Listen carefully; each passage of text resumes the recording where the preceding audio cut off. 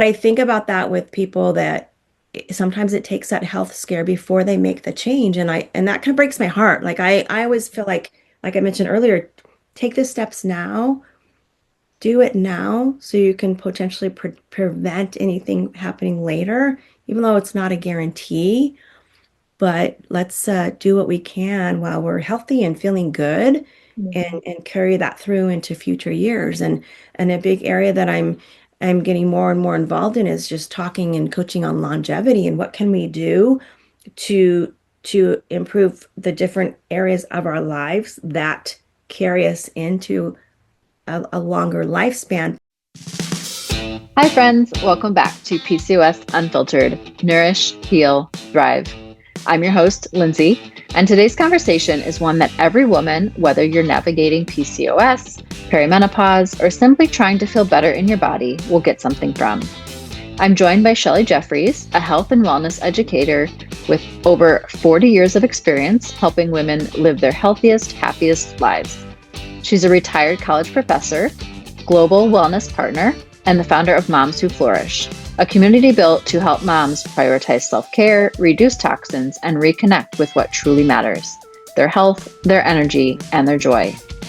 Shelly and I talk about how movement and fitness evolve through the seasons of life, the power of prevention, and why health doesn't have to mean pushing harder. It's really about listening to your body, giving yourself grace, and creating sustainable habits that make you feel good.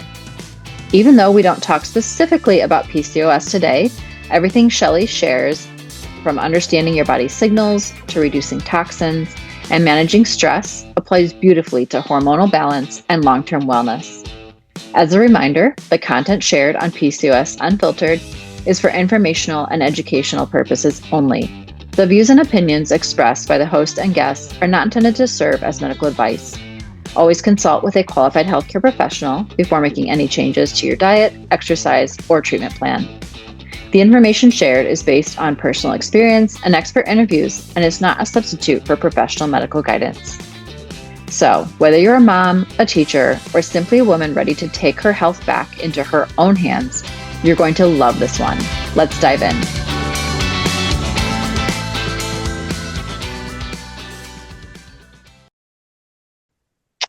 Hello, hello. So happy to have Shelly here with me. Uh, yeah, we're just gonna kind of dive on in. So, Shelly, tell us a little bit about you and kind of just how you got into health and wellness. Well, actually, thank you for having me Mhm. on, Lindsay. This is great to do this today together. I actually was introduced to fitness way back in junior high, was where my love of fitness started. So it's been many, many years. And I started loving fitness and running. And I know some people might go, "Are you crazy?" But I had a great PE teacher and she just had a positive influence on me. And it's so great because all these years later, believe it or not, we are friends on Facebook. And I have actually been able to tell her in person, thank her, because honestly, that was where it started. And then from there, I started working at a gym. And then from there, I went on to get my degree and my master's degree and started teaching college. And it's just continued. And I have just loved it. And I just feel very blessed to be working in a field that I feel I can make a difference and help others. And also the fact that I've been in this field all of these years, I'm very proud of that. And I know, not a lot of people are working in the field that maybe they studied or they originally pursued, which is so totally fine. We can always pivot and make changes. It just so happens that for me, it's always been something linked to wellness, nutrition, fitness through all these years. Yeah, I think we're very similar in that aspect. Yeah, because I was like same way. I was just always the active kid. Um, and it's like crazy because you said PE because I don't know, I don't have kids myself, but I don't know if they really have PE apparently that much anymore, which is a shame. I Um, I was in charge of, I was actually the program director for the physical education program at my children's elementary school for about 7 or 8 years, and which was really great in the beginning, and it was a really great program the way that it was structured. And that wasn't all on me. That was also the principal putting in how she wanted it to flow. And it worked great. But I have to admit, what happened was the way that we would structure it, we would have 4 stations of activities. And so the students would spend, 15 minutes, 10 minutes, whatever, at each station they would rotate. And so we had at any one time, 3, 4, 5 of us out on the playground teaching. And I have to admit, it was a little frustrating for me at times because who they brought in didn't have the background in teaching nor the background in wellness, nutrition, fitness, PE. So I was responsible then for also kind of training them and giving them the material. And I actually had taught a PE for children course in college. So I had done that and I had taught this to college students. And so that came in handy. I'm not going to lie, that was really great. However, I just found like over time that got to be a little bit much to have to, and there was a high turnover. So they would bring some new people in, people would leave. And what they would do is they would bring people in and hire them as like aides. And so anyway, to your point, there's so much potential out there for elementary school children to influence them and help them to create a positive outlook on fitness and exercise and health. And that was really always my goal. And it's a shame because that is one of those programs that does tend to get cut first. Or they bring someone in that really doesn't have the education to teach in that area. And it's not, back in the day, many years ago, I know there was always kind of this running joke that when you were working on your degree in physical education, it was like, oh, you're just going to go like throw a ball out, kick a ball around with kids, that kind of thing. And we know better that there's much more to it, right? And Yes. so luckily that's evolved over years for the most part, as far as the, attention that it gets and how important it is to have someone qualified to be teaching our young children. And it just doesn't happen as much as it should be, as far as I'm concerned. And so that was always a little bit tough for me to see that. And I still see that on occasion. And, my hope was always just to help these young children kind of shape their attitude towards their own personal health and fitness and working out and such, so that later on in life, it's something they continue to want to do. And so, I don't know, I hope it's still happening. I just don't know how often and how frequently it's happening, especially in elementary school. Yeah. I mean, I think part of it's like just becoming comfortable with your body, And then, I mean, when we had the gym, my husband and I feel like we would see it a lot because we would get some younger, we could take, I think 14 was the youngest, 14 or so was like the youngest that we could take. And so it was great for them, to start learning some coordination, but you could see that they probably weren't getting a lot of that. But I think even some adults, I almost feel like we're probably, I say adults, but probably like early adult, like 20s. And you could probably see where some of that, there was a breakdown, because they were really struggling with coordination and just moving, in general. So yeah, super, super important, of course. Well, and it's interesting you bring that up because I think we take it for granted that they are skills that do need to be taught. And it's not just, again, going back to throw a ball around and kick it around the field. No, I mean, there's so much more to it. And I think the average person, that they just don't know. They just don't know because they don't have that understanding of what's really involved. And like I said, I taught the course at the college level, and it was an upper division course, and it was an entire course about teaching physical education to elementary school age children. It's a big deal. And so I get kind of fired up about it. It's important. It's really, really important. Yeah. So what's kind of your like favorite aspect of health and wellness now? Really good question. I think I have evolved now to for me personally, it has evolved into my own personal routine, and my personal workout program has definitely evolved over the years, and it's normal that that would happen as we you know go up there in years of age. Um, but it's more of like, okay, what do I feel like doing today? Do I want to do a little stretching? Do I want to go for a walk? Because I have been a runner, like I said, for decades Mhm. and run like almost every day. And now there are a few days where I'm like, what is my body wanting to do or feeling like I need to do? And I think that's really important to really get in touch with. And I don't think as we are younger, that doesn't always happen.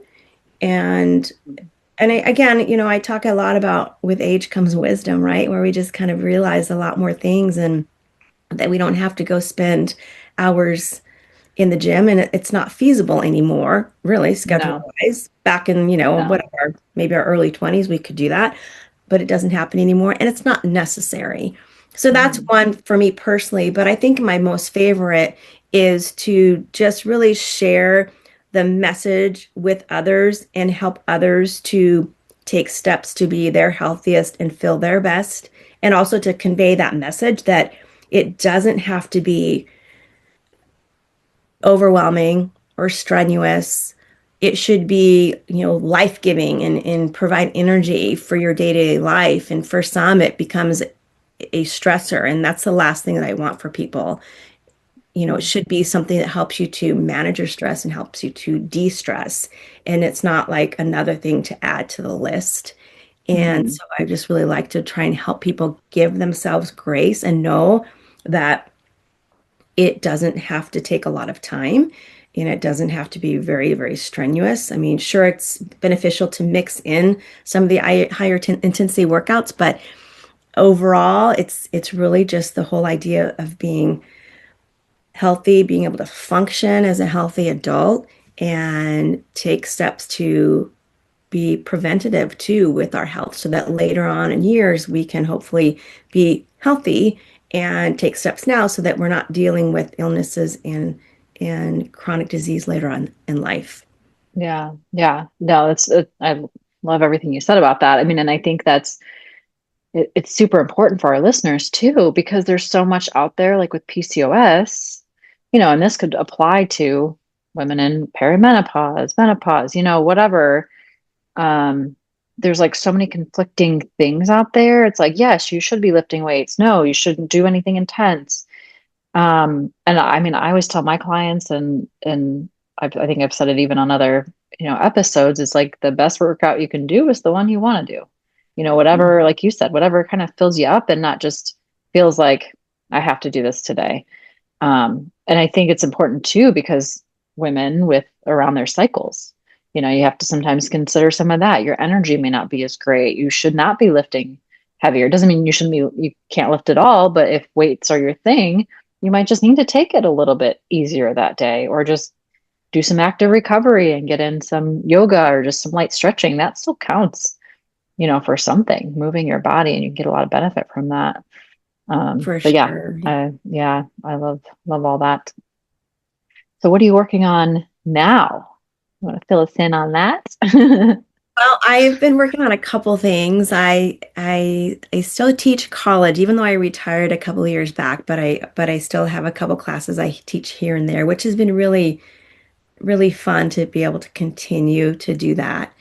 And I did start a podcast a couple of years ago, and we're going to get you on my podcast today as well, which I'm super excited about. And, I just have had a couple things placed on my heart. One was to start a podcast, and that was placed on my heart years ago. And I started it about 2 years ago. And then in addition to that, I knew that I wanted to start a community for moms and help them with their wellness journey alongside their motherhood journey. So when I came up with my community, Moms Who Flourish, it was an idea. It just hadn't quite materialized, and I didn't have all the clarity in the beginning, and it took a little time to really think it through and to come up with what I wanted to call it and all of the things but I just knew that I wanted to combine, I mean, this was what was brought to me, my years of wellness and my years as being a mom, two of my biggest passions. And that's how it came to be. So the purpose and the mission of Moms Who Flourish is to empower moms to put their wellness and their self-care, their health as a priority, and do so through group coaching, one-on-one mentorship. We have in-person live events that we've put on, and it's a continual journey and continual build of the community. And I'm excited to see what the future holds, because it's definitely it's definitely there in my heart, and I just feel like there's so much potential, and there are so many lives out there to touch that can be impacted. And I find it's kind of a common theme that many times moms will, not put themselves as a priority. Their health and their self-care kind of goes on the back burner or on the sidelines.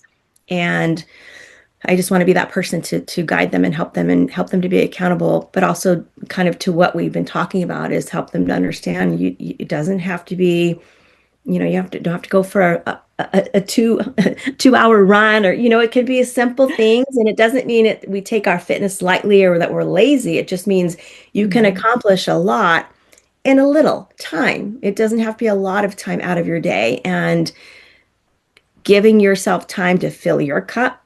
And this goes to anybody really, Yeah. so that you can fill the cups of others in your life, whoever that might Yeah. be. And so it's definitely my, I don't know if you would say passion project. I feel like it's a movement that I want to just keep building. And yeah, so that's what I've been working on.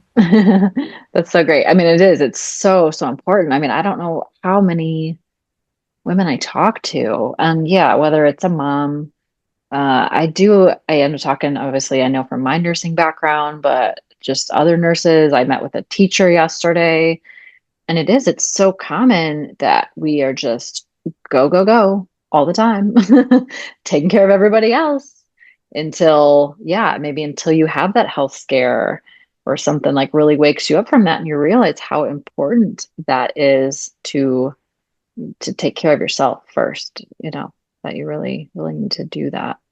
I think too, Lindsie, you bring up such a good point, and you know this because of your background. Mhm. I always, like I mentioned earlier about the preventative measure, like let's not wait. I saw this happen with my dad, and God love him, he's no longer living, but when he got diagnosed with diabetes and then he had fatty liver disease, he made some drastic changes in his day-to-day life, Mhm. and I'm sure it helped us have him for maybe a few years longer than we would have. But I think about that with people that sometimes it takes that health scare before they make the change. And that kind of breaks my heart. Like I always feel like I mentioned earlier, take the steps now, do it now so you can potentially prevent anything happening later, even though it's not a guarantee.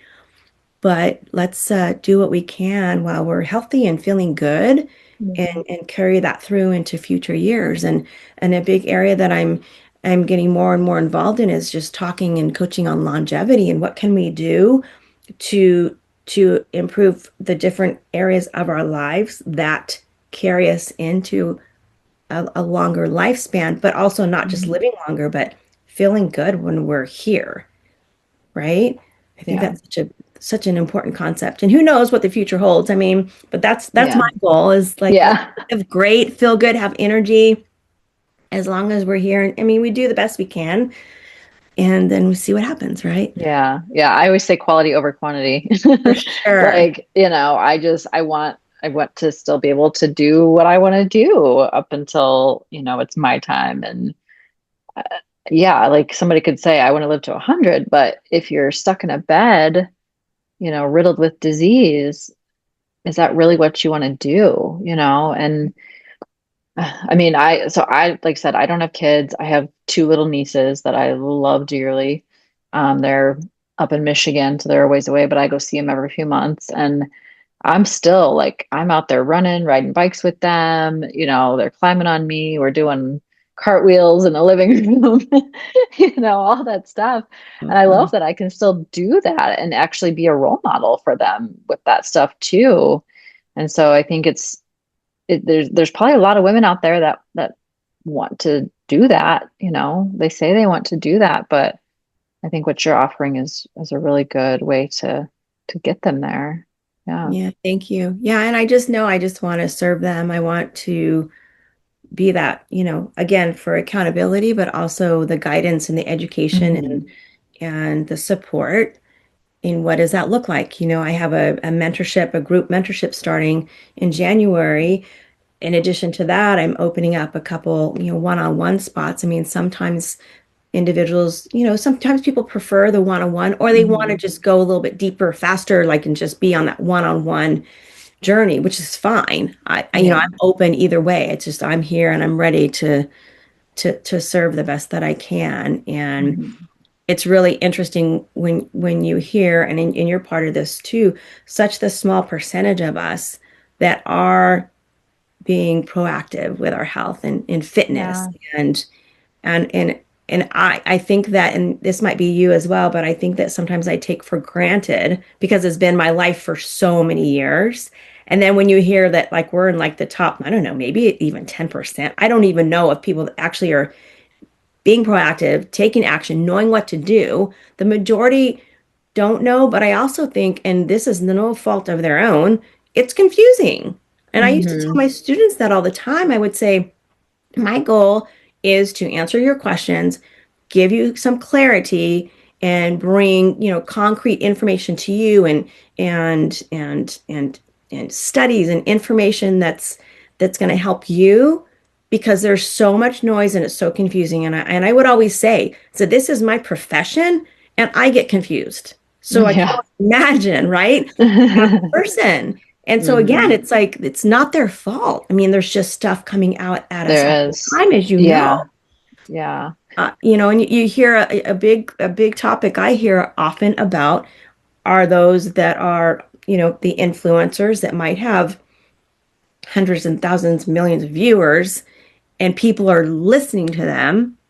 And in some cases, what they're sharing maybe isn't accurate. Sometimes, sure, I'm sure it is, but sometimes it's not. But that's what happens. And so trying to combat the noise and just help bring clarity to people Hmm. and direction, I think is really, really key. Yeah. Yeah. I mean, there's like so much out there. I mean, and we had the gym. I mean, there was a gym on every corner, and I even told people as I was like talking to them about memberships, I'm like, there's a gym on every corner. You can go on YouTube, you can Google anything. Of course, now there's AI, and you can have Chat GPT come up with a workout plan for you. So it's not that, the information is there. It's just, yes, it gets confusing. And some people need that extra guidance and that extra, accountability and just kind of motivation that's not coming from them, somebody else kind of guiding them on that to really then just take that first step and start with something.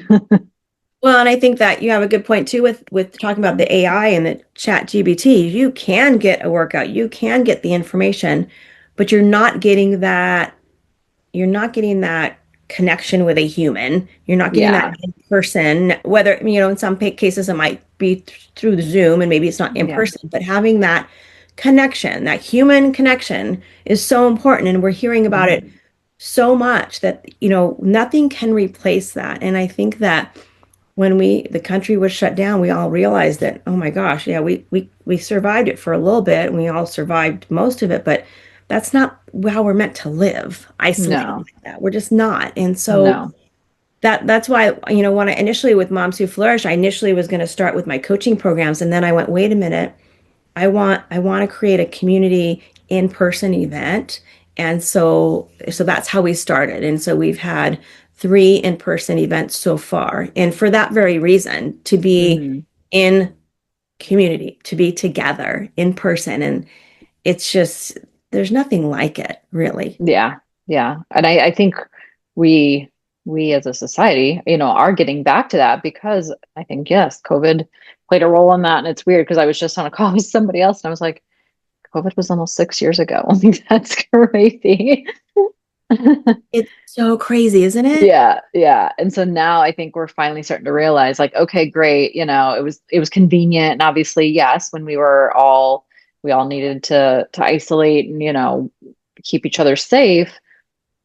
But then of course that carried on, jobs and all that stuff. Like people were still working from home. But now, yeah, I feel like there is that shift to want to connect more again because we've been missing that now for a few years. And there's still the working from home, which I love. I think that's definitely wonderful, but you Yeah. also have to then kind of like get yourself out of the house. Yeah. It's so easy Yes. to just get locked into what you're doing and be inside. And I Hmm. just ran into a family friend. She's one of my daughter's good friends, and she was telling me the other day that she's working remotely from home and she just doesn't really get out much.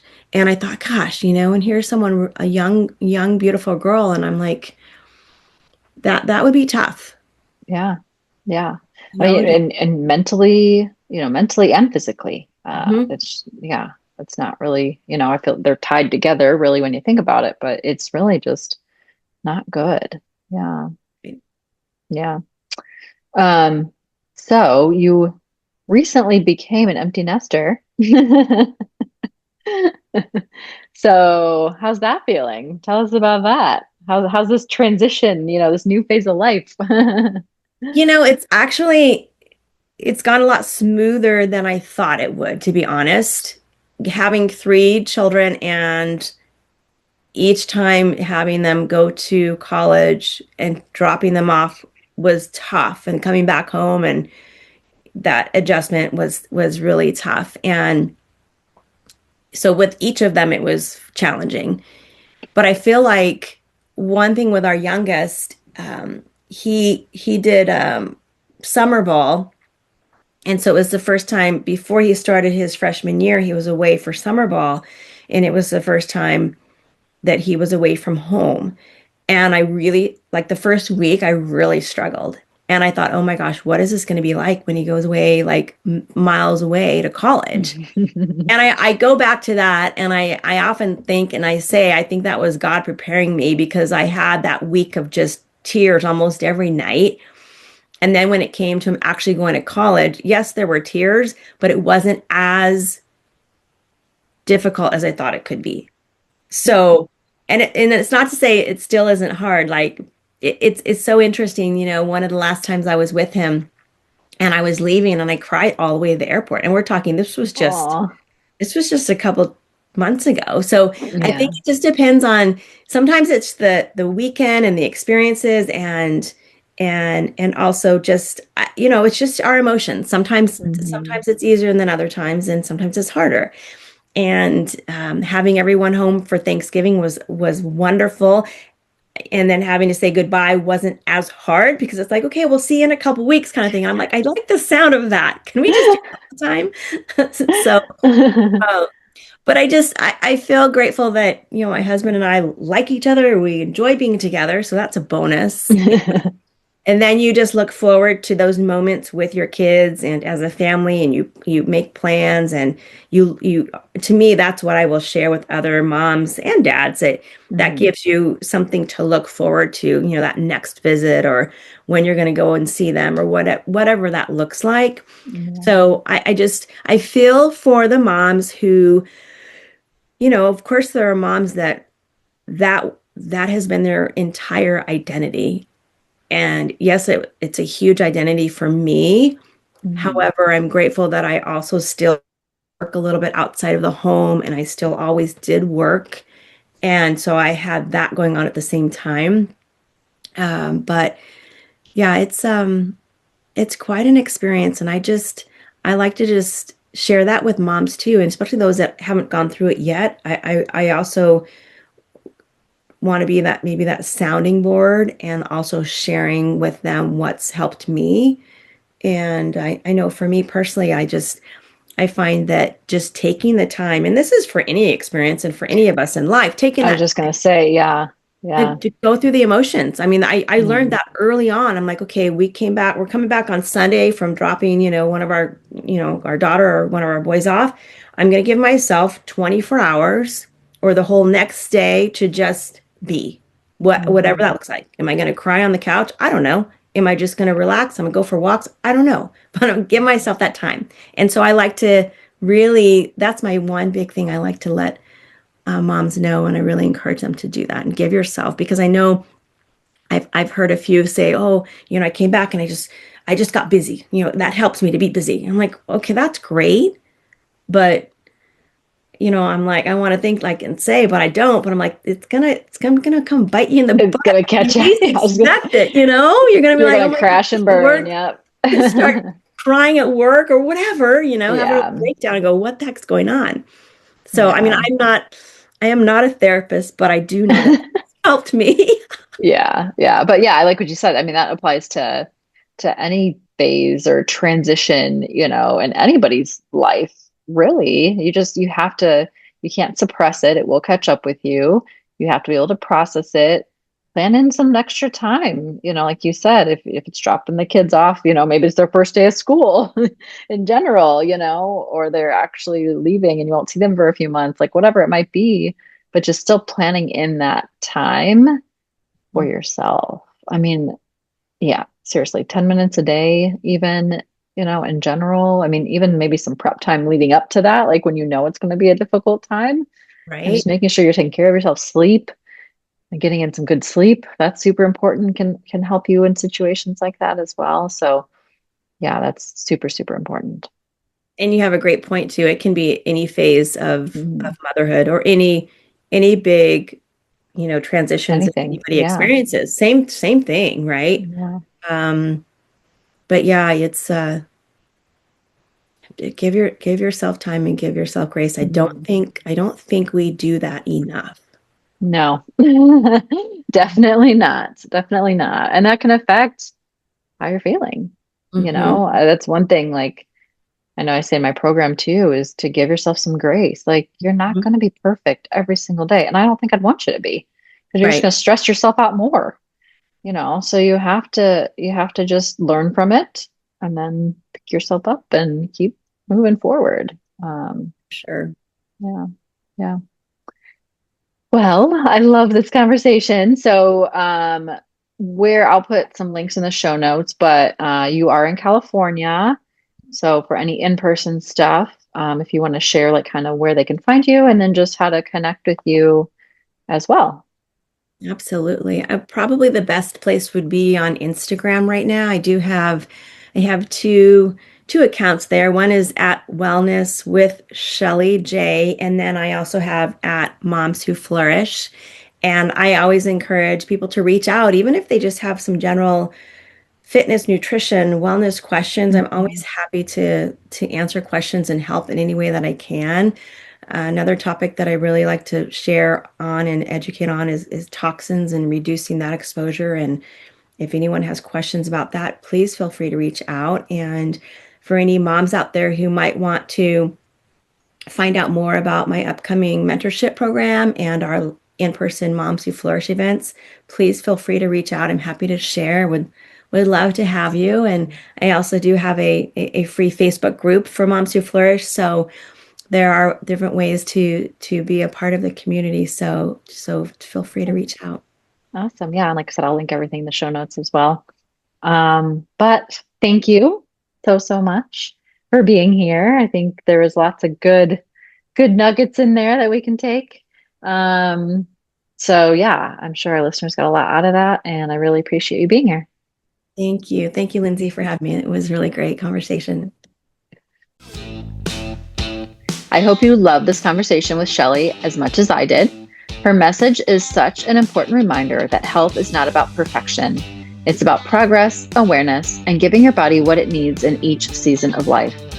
For women with PCOS, that message hits home even deeper. Learning to tune into your energy, move in ways that feel good, manage stress, and limit toxic exposures are all key parts of supporting your hormones naturally. and Shelly's wisdom fits right into that bigger picture of mindful, empowered living. If you want to connect with Shelly, be sure to follow her on Instagram at Wellness with Shelly J and at Moms Who Flourish, and check out her Moms Who Flourish Facebook community and her own podcast, Words of Wellness with Shelly. I'll link everything in the show notes for you. And as always, thank you for listening to PCOS Unfiltered, Nourish, Heal, Thrive. If this episode resonated with you, take a quick screenshot, share it on your stories, and tag us. Because when women share what's working, we all rise together. Until next time, keep nourishing your body, healing your hormones, and thriving from the inside out.